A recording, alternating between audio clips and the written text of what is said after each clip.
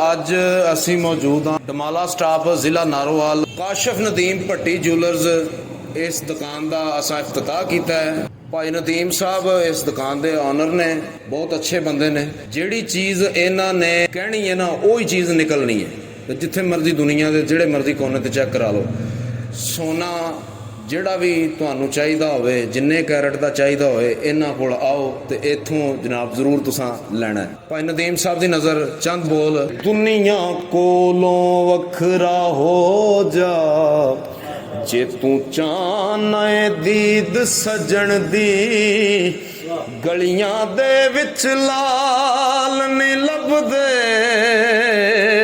ਨਹੀਂ ਹਰ ਥਾਂ ਚਮਕ ਹੁਸਨ ਦੀ, ਦਿਲ ਦਾ ਸ਼ੀਸ਼ਾ ਸਾਫ਼ ਨਹੀਂ ਕਰਦਾ ਨਿਤ ਤੋਂ ਨਏ ਮੈਲ ਬਦਨ ਦੀ,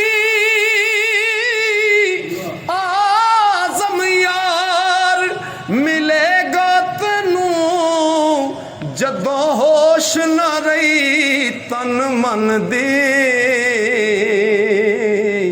ਜਦੋਂ ਹੋਸ਼ ਨਾ ਰਹੀ ਤਨ ਮਨ ਦੀ।